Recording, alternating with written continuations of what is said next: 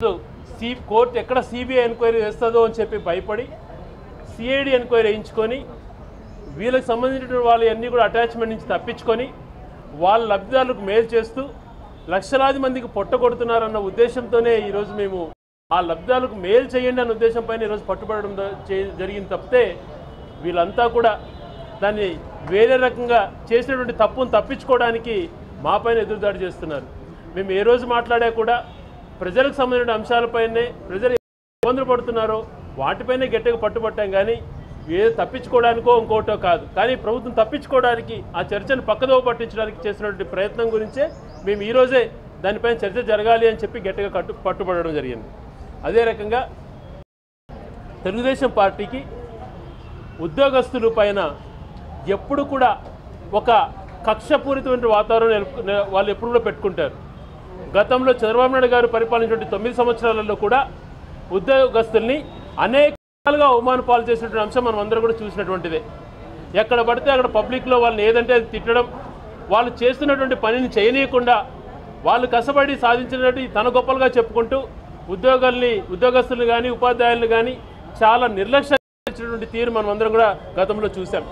ఎన్నికల ముందు ప్రతి ఒక్క ఎంప్లాయీకి మీకు వాళ్ళు కోరిన చోట స్థలం మంజూరు చేసి ఇళ్ల పట్టాలు మంజూరు చేసి తక్కువ వడ్డీతో కూడా లోన్లు ఇప్పించి ఇల్లులు కట్టిస్తాము అని చెప్పారు. కానీ ఆ హామీ నిలబెట్టుకోవట్లేదు. మేనిఫెస్టోలో స్పష్టంగా పెట్టారు ప్రతి ఒక్క ఎంప్లాయీకి ఇళ్ల పట్టాలు ఇచ్చి ఇల్లులు కట్టిస్తామని చెప్పి. దాని గురించి అనేక సార్లు ప్రశ్నిస్తే 3 జీవోలు ఇచ్చారు. 242, 243 జీవోలు ఇచ్చారు. ఆ జీవోలను కూడా ఇక్కడ సుప్రీంకోర్టులో వేస్తే దాన్ని ఒక పబ్లిక్ లిటిగేషన్ నుంచి ఒక అప్పీల్ వస్తే దానిపైన సరైనటువంటి ఫాలోఅప్ లేకుండా ఉద్యోగస్తులకి న్యాయం జరగకుండా చూసేటువంటి ప్రయత్నం ప్రభుత్వం వాళ్ళకి స్థలాలు ఇవ్వాల్సి వస్తుంది అని చెప్పి దాన్ని కోర్టు నుంచి సరిగా పరిశీలన చేయకుండా పోవడంతో ఉద్యోగస్తులు ఎంతో నష్టపోతున్నారు. అదే రకంగా పదే ఉద్యోగస్తులు అవమానించినటువంటి రీతిలో నిన్న మీటింగ్లో మంత్రుల సమీక్షంలోనే ఈరోజు ఆంధ్రజ్యోతి నిన్న పేపర్ చూస్తే మీకే తెలుస్తుంది. ఉద్యోగస్తులకి మీ వల్ల ఏంటి ఫలితం, మీకు జీతాలకు ఇచ్చేటువంటి 32,000 కోట్లు దండగా అని చెప్పి మంత్రులు విమర్శిస్తారట ఉద్యోగస్తుల్ని. ఇదే వీళ్ళు చేసినటువంటి తప్పులు కప్పిపుచ్చుకోవడానికి ఉద్యోగస్తులు చేసినటువంటి పనిని చేయనీయకుండా వాళ్ళు ఏదైనా చేస్తే వెంటనే వాళ్ళకి ట్రాన్స్ఫర్లు ఆజ్ఞలు ఇవ్వటం, లేకపోతే ఏ పోస్ట్ ఇవ్వకుండా పెండింగ్లో పెట్టించడం, చిన్న కూడా ఆఖరికి పోలీస్ వ్యవస్థలో కూడా రాజకీయ నాయకులు తెలుగుదేశం వాళ్ళ జోక్యం ఎలాగుందంటే ఒక కేసు ఫైల్ చేస్తే ఎవరన్నా న్యాయం లేకపోయినా కూడా అది అన్యాయం అనిపించినా కూడా ఒక అక్రమంగా కేసులు బనాయిస్తారు. మన రాష్ట్రంలో 142,000 ఉద్యోగస్తులు ఖాళీగా ఉన్నాయి. మన తూతు మంత్రంగా 1,000-2,000 ఫిలప్ చేస్తాం, సర్వీస్ కమిషన్లో వేసి చేస్తామని అన్నారు.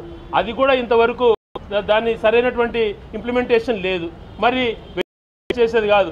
142,000 ఖాళీలు ఉన్నాయి. వీటన్నిటిని కూడా భర్తీ చేయాలని మేము డిమాండ్ చేస్తున్నాం. మా వైఎస్ఆర్ కాంగ్రెస్ పార్టీ డిమాండ్ చేస్తుంది వెంటనే సుప్రీంకోర్టు ఉన్నటువంటి పిటిషన్ దానిపైన ఫాలోఅప్ చేసి ఉద్యోగస్తులందరికీ కూడా జిల్లా స్థాయిలో, మండల స్థాయిలో, లేకపోతే రాజధాని స్థాయిలో వాళ్ళు ఎక్కడ కోరుకుంటారో వాళ్ళకందరికీ కూడా మీరు ఎన్నికల మేనిఫెస్టోలో పెట్టిన విధంగా హౌస్ సైట్స్ ఇచ్చి, అదే ఆరోగ్య ఎప్పటి నుంచో వాళ్ళకి ఇంప్లిమెంటేషన్ అవుతున్నాయన్నారు. అవి కూడా ఇంతవరకు కానియడంలే. అవి కూడా చేయాలి. అదే రకంగా కాంట్రాక్ట్ పోస్టులు క్రమబద్ధీకరిస్తామని చెప్పి మేనిఫెస్టోలో అనేక పాయింట్లు పెట్టారు. ఆ క్రమబద్ధీకరణ గురించి ఇంతవరకు లేదు. అదే రకంగా కార్పొరేషన్స్ ఉన్నాయి, ఏపీఎండిసి కానీ ఏపీసీ కానీ అనేక పబ్లిక్ అండర్టేకింగ్ కంపెనీస్ కార్పొరేషన్స్ అన్నీ ఉన్నాయి. ఆ కార్పొరేషన్స్లో ఇంతవరకు 60 సంవత్సరాలు వాళ్ళకు పెంచేటువంటి విధానం మిగిలిన అన్నిటికీ పెంచారు. వాళ్ళ కార్పొరేషన్లో పనిచేసేటువంటి వాళ్ళకు సంవత్సరాల సర్వీస్ని పెంచేటువంటి విధానంపైన ఇంకా నిర్ణయం తీసుకోలేదు. దానిపైన కూడా ప్రభుత్వం వెంటనే నిర్ణయం తీసుకోవాలి. ఆ కార్పొరేషన్లో దాదాపుగా 2 సంవత్సరాలు అయిపోయింది అధికారులకు వచ్చి. ఆ కార్పొరేషన్లో పనిచేస్తున్న ఉద్యోగస్తుల పైన ఎందుకు వివక్ష చూపిస్తున్నారో ఒకసారి ప్రభుత్వం ఆలోచన చేసి ఈ కార్పొరేషన్లో పనిచేస్తున్నటువంటి వాళ్ళకు కూడా 60 సంవత్సరాలకు వయోపరిమితి పెంచాలని చెప్పి మేము గట్టిగా డిమాండ్ చేస్తున్నాం. దాదాపు మన ఆంధ్రప్రదేశ్ రాష్ట్రంలోనే కాదు 8 రాష్ట్రాల్లో అత్యంత ప్రధానమైన సమస్య. దాదాపు 40 లక్షల మంది బాధితులు ఉన్నారు, అగ్రిగోల్డ్ బాధితులు. ఈ అగ్రిగోల్డ్ బాధితుల సమస్యను పరిష్కారం చేయాలని చెప్పి ముఖ్యమంత్రి గారిని కోరాము. ప్రత్యేకించి ఎవరైతే రూపాయలకు లోపుగా డిపాజిట్దారులు ఉన్నారో వాళ్ళందరికీ కూడా 20,000 రూపాయల వరకు ప్రభుత్వమే ముందుగా వారికి చెల్లించాలని చెప్పి కూడా మేము కోరాము.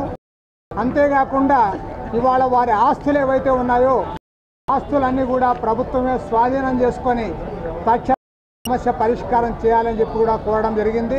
ఇప్పుడే ముఖ్యమంత్రి గారిని అగ్రిగోల్డ్కి సంబంధించి 85 మంది ఏజెంట్లు కానీ డిపాజిట్దారులు కానీ చిన్న మొత్తాలకి సంబంధించినటువంటి వాళ్ళు చనిపోతున్నారని, అలా చనిపోకుండా ఆదుకోవాలంటే రోజు 10 రూపాయలు, 50 రూపాయలు, 100 రూపాయలు డిపాజిట్ చేసిన వారికి కనీసం 20,000 రూపాయల లోపు డిపాజిట్ చేసిన పెద్ద సంఖ్యలో ఉన్న పేదల్ని తక్షణమే 1,000 కోట్లు కేటాయించి ఆదుకోవాలని చెప్పి వారికి విజ్ఞప్తి చేయడం జరిగింది.